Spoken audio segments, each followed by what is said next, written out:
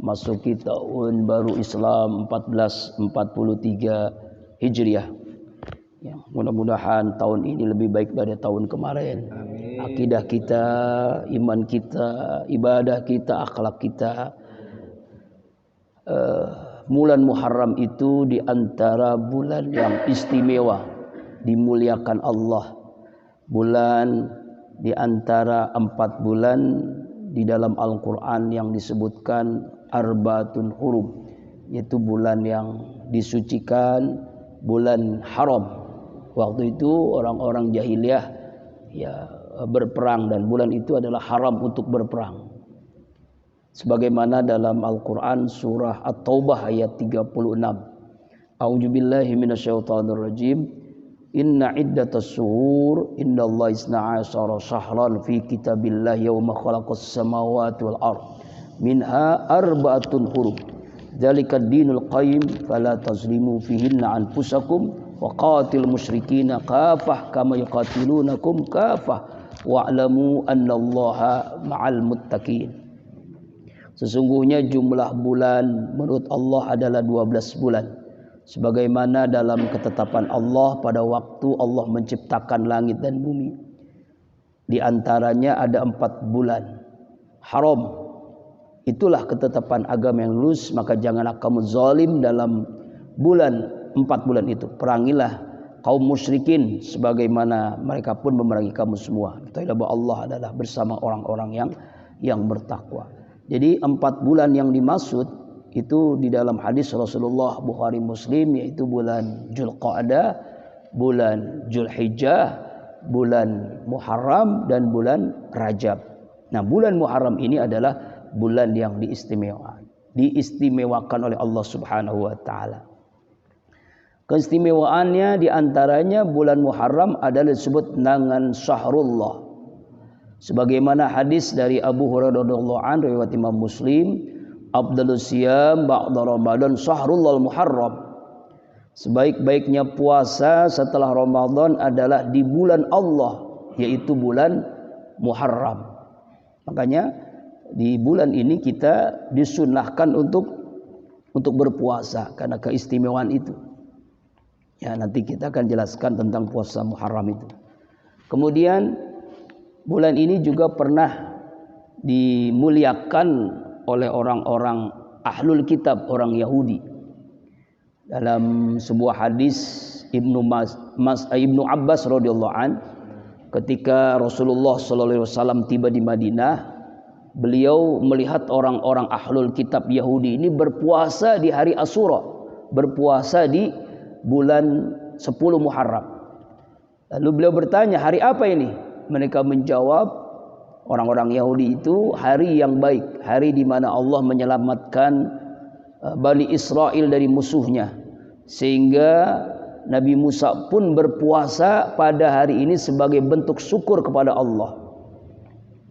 Rasulullah SAW ketika mendengar percakapan itu, maka Rasulullah menjawab, kami muslimin lebih menghormati Nabi Musa daripada kalian.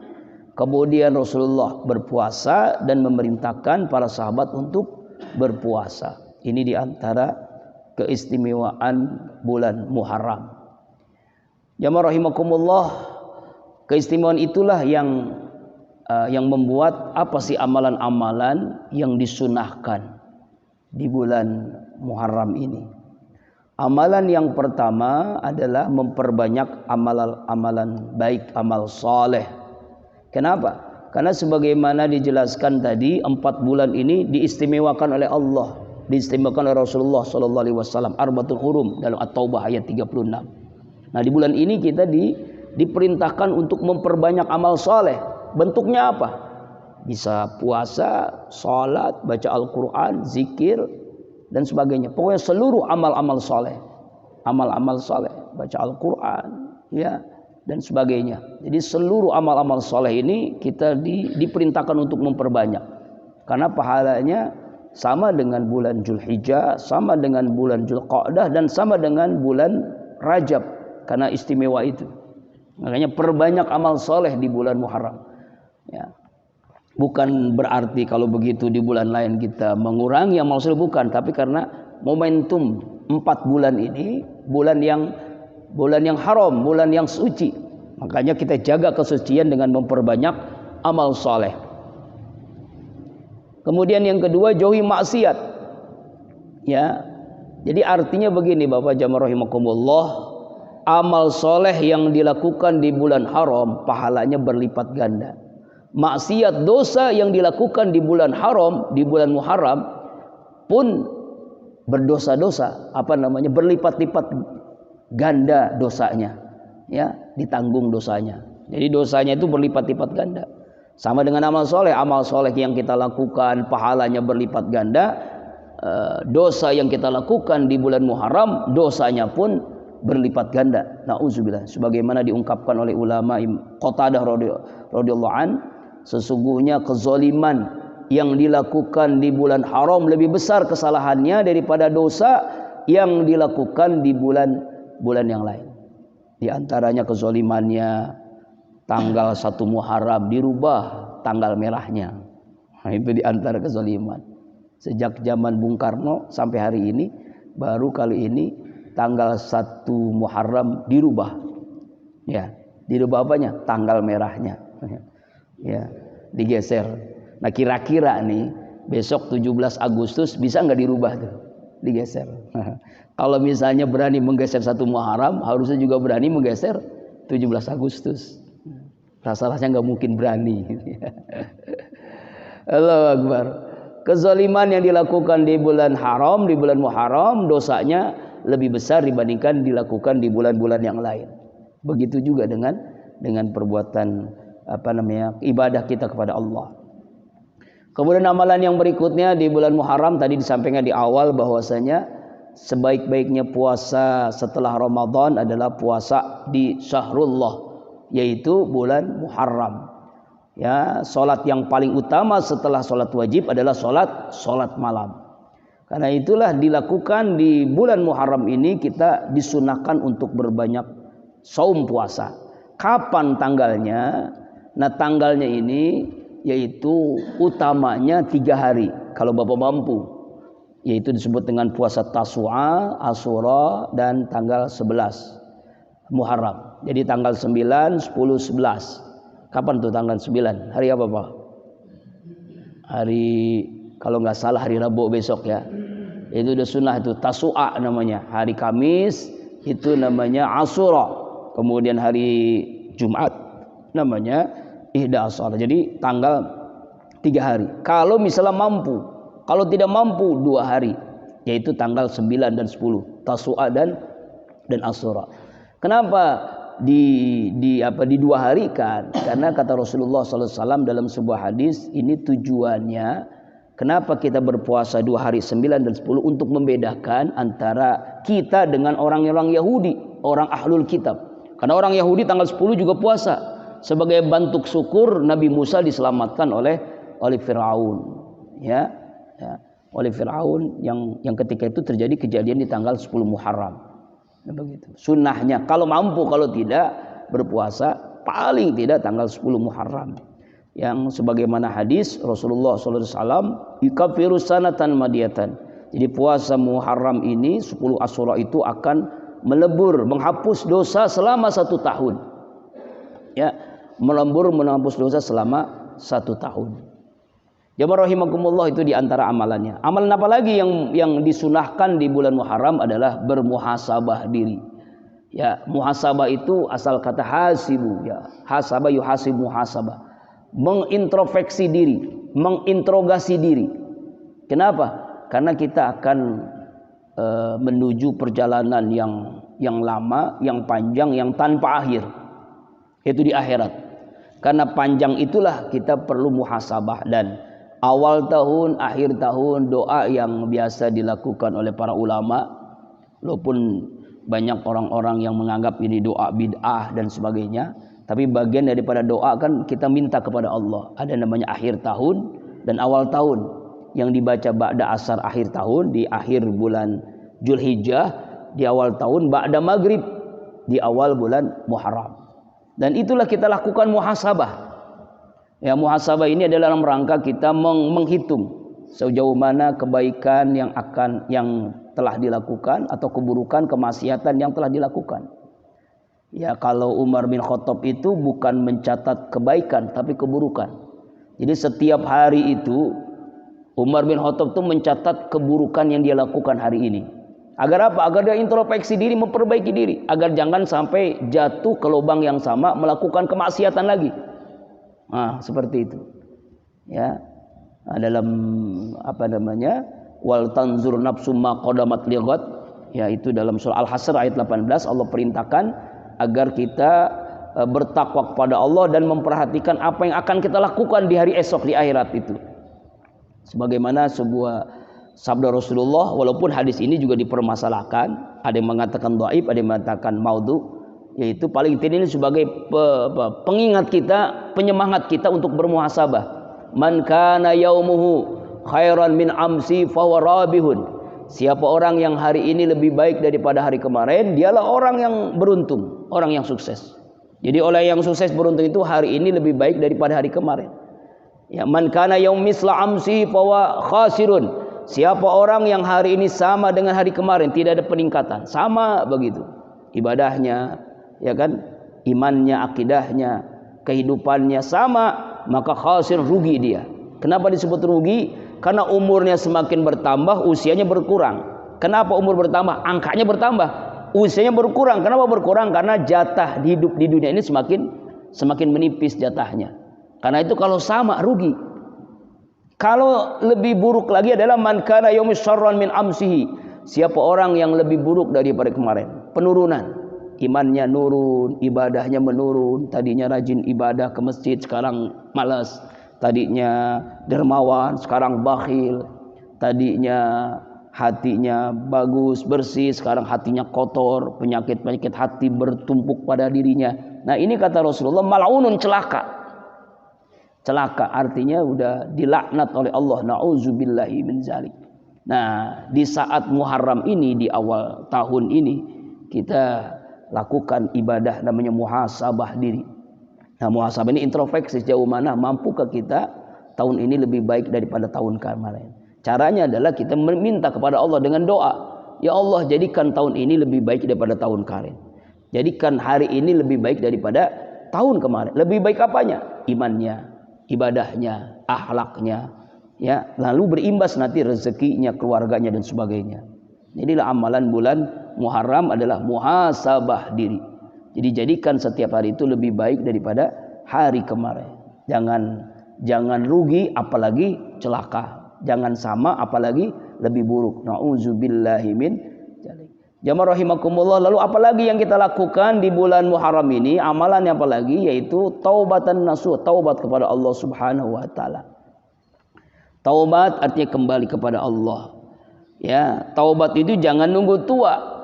Ya, Rasulullah sallallahu alaihi wasallam itu selalu bertaubat. Setiap harinya beliau istighfar kepada Allah, padahal ya, makhluk yang dijamin oleh Allah masuk surga. Rasulullah sallallahu alaihi wasallam itu sudah dijamin oleh Allah tidak akan masuk neraka. Tapi bayangkan istighfarnya, taubatnya kepada Allah 70 kali sehari, bahkan bisa jadi 100 kali dalam riwayat yang lain. Jadi beristighfar Rasulullah itu, padahal dijamin. Kita nggak ada yang jamin masuk surga. Kita nggak ada yang jamin kita ini dijauhkan dari neraka. Nggak ada yang menjamin. Tapi kita malas kadang-kadang taubat, istighfar kepada Allah Subhanahu wa taala. Nah, bulan Muharram momentum kita taubat, momentum untuk memperhebat istighfar kepada Allah Subhanahu wa taala. Ya. Istighfar, perbanyak istighfar. Baik istighfar yang ringkas, astaghfirullahalazim, baik yang lebih panjang sedikit, astaghfirullahalazim alladzi la ilaha illal hayyul qayyum wa atubu ilaih. Atau ada yang namanya istighfarnya Nabi Yunus, la ilaha illa anta subhanaka inni kuntu minaz zalimin. Istighfarnya Nabi Adam, rabbana zalamna anfusana wa illam taghfir lana wa tarhamna lanakunanna minal khasirin. Atau istighfarnya Sayyidul Istighfar, Allahumma anta rabbi la ilaha illa anta khalaqtani wa ana abduka wa ana ala abdika ma astata'tu abu'u laka bi ni'matika alayya wa jambi faghfir fa innahu la yaghfiru dzunuba illa anta. Itu di antara amalan yang yang dilakukan di bulan Muharram ini, perbanyak taubat. Apalagi ketika keadaan yang kita rasakan saat ini, maksiat sudah makin menjadi-jadi, kezaliman di mana-mana. Nah, kita lah jadi pelopor untuk selalu taubat kepada Allah Subhanahu wa taala. Jamaah rahimakumullah, lalu amalan apa lagi di bulan Muharram ini? Walaupun ini bagian daripada tradisi, ya, karena Muharram ini adalah bulan berlipat ganda pahala. Karena itulah ini kan berawal dari peristiwa sayangnya Rasulullah dengan anak-anak yatim, melebihi di bulan-bulan yang lain. Lalu dijadikan tradisi di masyarakat kita, ada istilah lebaran yatim. Padahal memang kita ketahui lebaran itu cuma dua, Idul Fitri dan Idul Adha. Nah, apa ini? Ini momentum sebenarnya. Momentum bulan Muharram, kesadaran bagi kita untuk menyantuni anak yatim. Nah, jelas dalam Al-Quran, kalau kita tidak memberikan perhatian kepada anak yatim, kita termasuk pembohong, pendusta agama. A'udzubillahi minasyaitonirrajim. Ara'aital ladzi yukadzibu biddin, fadzalikal ladzi yadhu'ul yatim wa la yahuddu 'ala ta'amil miskin. Fawailul lil musallin alladzina hum an salatihim sahun, alladzina hum yura'un wa yamna'unal ma'un. Tahukah kalian pendusta agama, orang yang menghardik anak yatim, tidak menganjurkan memberikan makan orang miskin. Menghardik ini jangan salah pengertian ngomelin anak yatim, bukan. Anak yatim bangor, nakal, lalu kita suruh sholat nggak mau, lalu kita jewer, itu bukan menghardik itu mah. Nah, anak yatim nggak mau ngaji, lalu kita cubit, nggak mau ngaji, itu bukan menghardik namanya. Itu mah mengajarkan. Yang disebut menghardik di sini adalah cuek dengan keadaan anak yatim, tidak peduli dengan nasib anak yatim, itu namanya menghardik anak yatim. Ya, nah, makanya sampai-sampai dalam sebuah hadis Rasulullah riwayat Imam Bukhari, ana waqafil yatim haqqa hatain. Saya, kata Nabi, bersama orang yang menyantuni anak yatim dekatnya dengan saya seperti dua jari. Maksudnya dua jari ini jari tengah dengan jari telunjuk, saking dekatnya dengan Rasulullah. Artinya udah masuk surga, jaminan Rasulullah masuk surga, surganya dekat banget dengan anak yatim. Makanya hebat banget ini, ya, menyantuni anak yatim. Inilah yang membuat para sahabat ketika mendengar hadis ini berlomba-lomba mencari anak yatim, dibawa ke rumahnya, disayangi seperti anak kandungnya sendiri, diberikan makan, minuman, pakaian, ya, kalau kita mungkin ya pendidikan dan sebagainya. Inilah di antara amalan anak yatim. Jadi sunnahkan kita mengusap kepalanya. Setiap rambut yang kita usap dari kepala anak yatim itu pahala, derajat, ampunan dosa. Makanya cari anak yatim yang gondrong. Semakin banyak rambutnya, semakin banyak pahalanya. Yang kasihan anak yatim yang botak, nggak ada yang mengusap. Kenapa? Katanya pahalanya sedikit. Padahal nggak begitu ya. Itu cuma simbol supaya kita menyayangi anak yatim. Jamaah rahimakumullah. Lalu apa amalan lagi di bulan Muharram ini? Adalah di antara amalannya, dulu ada sebuah ulama itu setiap awal Muharram minum air susu putih. Itu dalam rangka apa itu? Itu namanya tafaulan, tabarrukan, mengambil berkah dari susu itu agar kita memiliki hati yang bersih, memasuki awal tahun ini dengan hati yang baik. Karena itu simbol susu kan bersih, dan juga memang susu itu bergizi, ya kan, sehat, vitamin, protein. Nah, makanya ulama setiap awal tahun, di antara doa awal tahun juga minum susu putih, air susu yang putih. Nah, ya, susu yang putih, susu beruang yang mahal harganya. Susu murni, ya. Itu sunnah tuh di awal tahun begitu. Wah, udah lewat nih Ustadz tanggal ini ya, tahun depan. Ya, sekarang masih nggak apa-apa ya. Kalau susu boleh saja, ya, boleh aja. Itu supaya sehat ya, sehat. Tapi awal tahun itu disunahkan. Doa setelah kita minum berdoa awal tahun, kita minum susu putih itu tafaulan, tabarukan ya Bang Haji ya. Ya kalau sekarang ya boleh, setiap hari juga boleh. Ini khusus di awal tahun lebih diutamakan lagi. Kemudian di antara amalan yang berikutnya adalah ya berziarah ke ulama-ulama. Ini disunahkan. Jadi orang-orang dahulu itu setiap awal tahun itu di antara amalannya dia berziarah, bersilaturahim,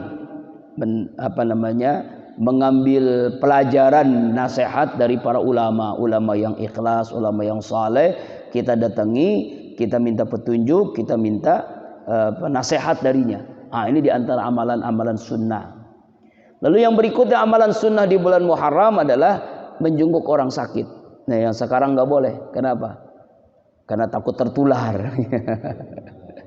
Ya, ini berbeda ya. Ini sunnah ya, sunnah kalau orang sakit di bulan Muharram kita disunahkan untuk menjenguknya. Karena pahalanya itu ya luar biasa. Ya, sholat 1000 rakaat Pak, dengan kita menjenguk orang sakit itu jauh lebih utama kita menjenguk orang sakit. Jadi lebih hebat banget pahalanya tuh. Ya 1000 rakaat pernah sholat 1000 rakaat. Yang boro-boro ya. Jangankan 1000 rakaat ya, 100 rakaat juga rasanya kita belum pernah gitu ya. Itu kita menjenguk orang sakit pahalanya luar biasa itu. Ya, kecuali yang sekarang, zaman sekarang. Ya, orang sakit nggak boleh jenguk. Allah Akbar, takut tertular katanya. Nah, jamaah rahimakumullah. Kemudian di antara ini paling senang nih istri ini. Ya, bulan Muharram ini disunahkan adalah meluaskan ya nafkah keluarga, belanja untuk keluarga. Kenapa? Karena kata sebuah hadis, walaupun hadis ini hadis hadis hasan, ada yang mengatakan hadis dhaif. Ya, yaitu yang meningkatkan hadis ini hasan adalah Ibnu Nasiruddin As-Suyuti, bahwa siapa orang yang meluaskan belanja nafkah kepada keluarganya ya di awal tahun Islam Muharram ini, maka Allah akan meluaskan rezekinya selama 1 tahun. Begitu. Itu di antara hikmahnya. Jadi setiap awal tahun kita berikan nafkah kepada keluarga itu lebih banyak dibandingkan di awal-awal bulan yang lainnya. Nah, ini di antaranya. Kenapa? Karena ini membuat rezeki kita semakin luas. Rezeki kita semakin luas. Ya. Tiba-tiba gitu istri kita kasih uang yang lebih dibandingkan bulan-bulan yang lain. Ini rezekinya semakin, ini juga semakin tafaulan, dan ini hadisnya hasan ya. Kemudian yang berikutnya di bulan Muharram ini amalannya adalah kita memperbanyak sedekah. Tadi kan khusus nyantunin yatim. Tapi di antara amalan yang berikut ada memperbanyak sedekah. Walaupun sedekah ini sebenarnya ya bukan hanya di bulan Muharram, setiap hari itu, apalagi setiap pagi di waktu subuh, dahsyatnya sedekah subuh itu kan luar biasa Pak.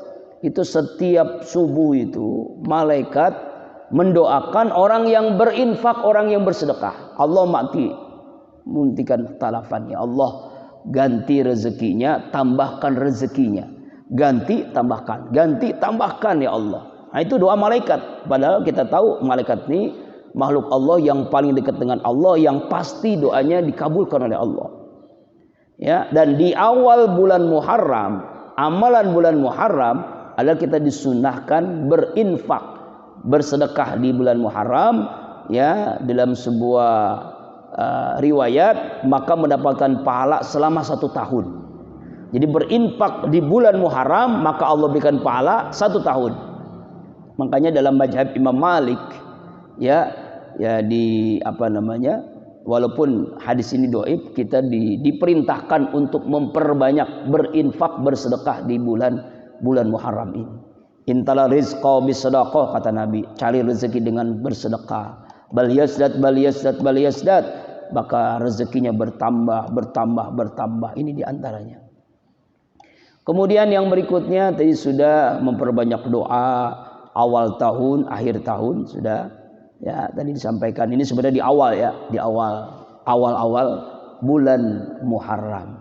Karena itu jamaah rahimakumullah, bulan Muharram tadi disampaikan adalah bulan yang sangat mulia, bulan yang diharamkan untuk berperang, bulan yang dimuliakan Allah selain bulan Rajab, bulan Dzulqa'dah, bulan Dzulhijjah.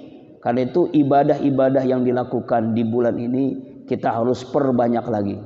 Ya, perbanyak lagi, jangan sampai kita melewatkan nanti masuk ke bulan berikutnya kita lupa dengan ibadah-ibadah yang berikutnya, bulan-bulan yang berikutnya.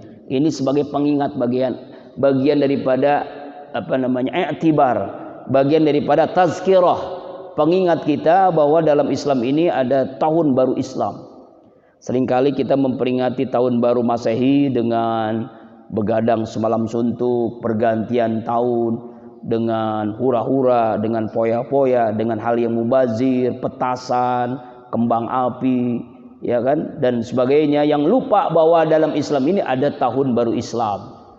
Ya, tahun baru Islam ini adalah momentum kebangkitan umat Islam. Itu yang dilakukan oleh Umar bin Khattab. Penanggalan awal tahun berawal dari peristiwa hijrahnya Rasulullah dari Mekah ke Madinah. Tetapi Rasulullah mengatakan la hijrata ba'da fatu Mekah, tidak ada hijrah lagi setelah fatu Mekah. Maksudnya adalah hijrah dalam pengertian pindah tempat, tapi hijrah itu harus dilakukan setiap hari. Ila niat wa jihadun, kecuali niat dan jihad. Jadi hijrah itu terus kita lakukan. Hijrah itu apa sih? Hijrah itu artinya maknanya adalah berpindah. Ya, berpindah dari maksiat kepada taat, berpindah dari kezaliman kepada ketaatan, berpindah dari perbuatan, dari kebodohan menjadi orang yang cerdas dan sebagainya. Jadi kita berpindah terus. Makna hijrah. Ya, jangan sampai melewatkan di bulan Zulhijjah, di bulan Muharram ini kita tidak bisa berhijrah. Nah, hijrah. Jamaah rahimakumullah. Nah, ini saya kembali lagi ke di bulan Muharram ini bagian daripada mengingat kita tentang hijrah. Nah, ini ya. Bismillah. Nah. Jadi ada 4 hijrah. Nah, ini secara jelas ya. Ya, 4 hijrah, yaitu pertama hijrah i'tiqadiyah. Apa ini hijrah i'tiqadiyah? Hijrah keyakinan, ya, dari kemusyrikan kepada keyakinan yang kuat, keimanan kepada Allah Subhanahu wa taala. Ya, hijrah dari bid'ah kepada sunnah, dari kekufuran kepada ketaatan. Yang kedua, hijrah fikriyah, pemikiran. Dari pemikiran Yahudi, Nasrani menuju pemikiran Islam yang disampaikan oleh Rasulullah SAW. Jangan sampai ya pikiran kita rusak oleh pemahaman-pemahaman Yahudi dan Nasrani. Kemudian yang ketiga, hijrah su'uriyah. Nah, hobi-hobi ini, hobi yang baik, kesukaan, kesenangan. Seperti hobi kepada hiburan, musik, pakaian, idola, pengaruh-pengaruh nilai di luar Islam. Yang sekarang anak-anak kita, remaja-remaja kita senangnya dengan hobi Korea misalnya kan, hobi TikTok, nauzubillah. Kita rubah tuh. Nah, bagaimana merubahnya? Ya, hijrah su'uriyah. Kemudian yang keempat, hijrah sulukiyah, kepribadian, akhlak, dari akhlak sayyi'ah menuju akhlakul karimah, hijrah. Perintah hijrah ini dalam Al-Qur'an misalnya dalam surah Al-Baqarah 218, innal ladzina amanu wa hajaru wa jahadu fi sabilillah ulaika rahmatullah. Orang-orang yang beriman, berhijrah, berjihad dengan Allah, mereka itu yang mengharap rahmat Allah, dan Allah Maha Pengampun lagi Maha Penyayang. Dalam surah Al-Anfal 74, At-Taubah ayat 20. Jadi dalam Al-Anfal, dalam At-Taubah ayat 20, Al-Anfal 74, Al-Baqarah 218, itu selalu dikaitkan 3 hal yang disebut inilah prinsip hidup seorang mukmin. Jadi memaknai bulan Muharram ini harus kita lakukan 3 hal. Pertama iman, yang kedua hijrah, yang ketiga jihad. Jadi orang yang beriman mesti berhijrah, orang berhijrah mesti berjihad. Apa itu iman? Yakin. Hijrah perubahan, jihad perjuangan. Jadi harus kita lakukan 3 hal ini. Nah, lalu kalau kita berhijrah, Pak, kalau kita menjadikan hari ini lebih baik daripada hari kemarin, tahun ini lebih baik daripada tahun kemarin, apa yang Allah berikan? Pertama, Allah akan meluaskan rezeki kita. Rezeki kita semakin luas. Maksudnya semakin berkah, semakin mudah. Walaupun kehidupan kita sekarang ini susah, tapi yakinilah kalau kita melakukan iman, hijrah, jihad, maka Allah luaskan rezeki kita. Yang kedua, Allah hapuskan dosa-dosa kita. Dosa kita dihapuskan oleh Allah Subhanahu wa taala. Yang ketiga, Allah akan tinggikan derajat kita dan Allah akan jaminkan surga untuk kita. Allah Akbar. Yang keempat, Allah akan meridhoi kita. Inilah yang doa yang kita selalu minta kepada Allah. Allahumma inna nas'aluka ridhaka wal jannah wa na'udzubika min sakhatika wan nar. Yang terakhir kajian subuh ini. Lalu bagaimana caranya supaya kita mampu beriman sekaligus berhijrah sekaligus berjihad. Iman kita semakin kuat, lalu terjadi peningkatan ya dengan perjuangan dengan jihad. Yang pertama caranya yaitu dengan memperbanyak zikir. Ya, inna likulli syai'in saqalah kata Nabi. Wa inna saqalatal qulub zikrullah. Segala sesuatu ada pengkilapnya, pembersihnya. Pembersih hati, ya, pengkilat hati adalah zikir. Zikir. Jadi tingkatkan zikir. Yang dalam makna yang pernah kita jelaskan dulu, zikir qalbiyah, zikir fikriyah, zikir akliyah, zikir lisaniyah, zikir amaliyah. Ya, zikir itu ada 4 ya Pak ya. Zikir hati, zikir akal, zikir lisan dan zikir amal. Nah, itu zikir itu. Jadi makna zikir itu luas pemahamannya. Ya. Sebuah yang harus kita lakukan adalah zikir. Yang kedua adalah perbanyak doa. Perhebat doa. Dahsyatnya doa itu jangan diragukan. Dan harus kita yakini. Ud'uni astajib lakum itu benar. Doalah pasti aku kabulkan. Pasti Allah kabulkan doa-doa kita. Yakinilah. Walaupun memang caranya Allah mengabulkan doa dengan ditunda, ada yang sebagai diganti dengan amal soleh, atau nanti dikabulkan di akhirat. Pasti Allah kabulkan. Jadi jangan pesimis dalam hidup. Tetaplah optimis, husnuzon kepada Allah Subhanahu wa taala. Yang ketiga, cara agar kita meningkat hari ini lebih baik daripada kemarin, seperti ini, hadiri terus. Kita ngaji lagi, kita hadiri majelis-majelis ilmu, hadiri majelis-majelis zikir, pengajian kita giatkan lagi. Jangan sampai kendor. Nah, sekarang kan udah banyak kendor nih pengajian. Ya karena alasan tidak boleh berkerumun, karena alasan PPKM ya, yang terus diperpanjang katanya ya. Padahal kalau PPKM itu kita maknanya bagus jadi bagus. Kita rubah aja maknanya. PPKM perbanyak pergi ke masjid. Perbanyak pergi ke majelis zikir. Nah itu bagus namanya. Insya Allah meningkat iman kita. Nah kemudian yang berikutnya, cara yang ketiga adalah zikrul maut, ingat mati. Karena orang kalau ingat mati itu pasti semakin baik. Ingat mati. Apalagi sekarang kematian ini bertubi-tubi. Ya kan? Baru kemarin ada yang datang yang berinfak sekaligus ngasih makan untuk santri, ngasih wakaf Al-Quran, ngasih wakaf buku, ya karena keluarganya itu meninggal bertubi-tubi seminggu 6 orang. Yang pertama ibunya, yang kedua satpamnya, yang ketiga suaminya, yang keempat sepupunya, yang kelima pembantunya, supirnya. Yang keenam kakaknya. Jadi 6 hari itu berturut-turut meninggal. Itu nangis terus tuh. Nah, kita bacakan ayat aja. Wa basyiris sabirin alladzina idza asabathum musibah qalu inna lillahi wa inna ilaihi raji'un. Ya Allah. Kemudian belum lama juga yang datang ada jamaah udah 2 tahun setelah ini kan pengajian kan nggak ada tuh, tiba-tiba telepon, dikirain ada apa, dikira ngisi pengajian, Ustadz mohon mengisi tahlilan, siapa yang meninggal? Suami saya, ya silakan memimpin tahlilan dengan pihak Zoom. Ini baru kali ini saya mimpin tahlil zikir pakai laptop Zoom meeting. Nah, biasanya kalau tahlilan kan kita kan biasa 7 hari dan sebagainya kan biasa. Ini Zoom meeting gitu ya. Nah, setelah itu pengen tahu tentang kondisi pesantren. Pas hari Kamis siang beliau mentransfer setelah melihat. Nah, itulah hikmahnya. Dan itu sesuai dengan kebutuhan kita. Pengennya tuh mungkin dalam hati, ya Allah pengennya, ya lu saya salah gitu, jangan pengen sekian juta gitu ya. Itu infaknya sama sekian juta. Itu ya Allah ya Rabbana. Alhamdulillah maghfirlahu warhamhu. Nah itu.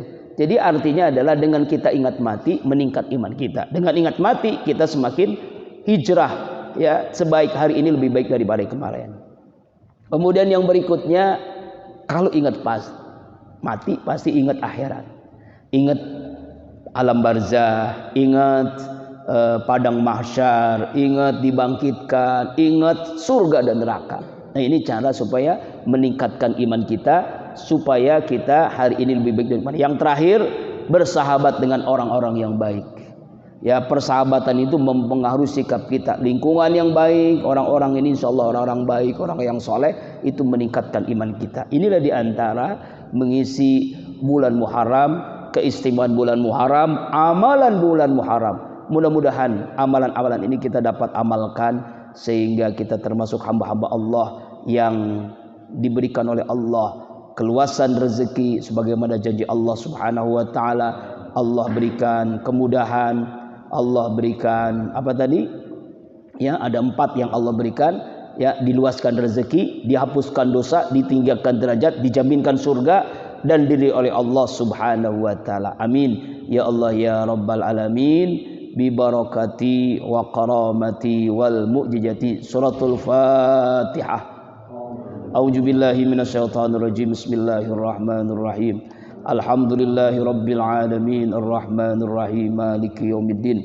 Iyyaka na'budu wa iyyaka nasta'in. Ihdinas siratal mustaqim. Siratal ladzina an'amta 'alaihim ghairil maghdubi 'alaihim waladdallin. Amin.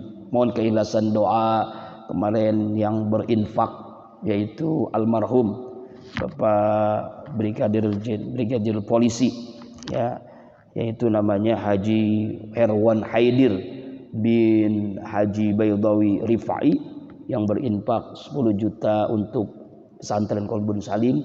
Semoga almarhum diterima oleh Allah Subhanahu wa taala iman Islamnya, diampuni dosanya, dijadikan kubur raudhah min riyadil jannah ala hadiniyah, khususan ila ruhi almarhum Haji Herwan Haidir bin Haji Baydawi Rifai, khususan ghafarallahu junubahu sayyulillahim. Al-Fatihah. A'udzu billahi minasyaitonir rajim. Bismillahirrahmanirrahim.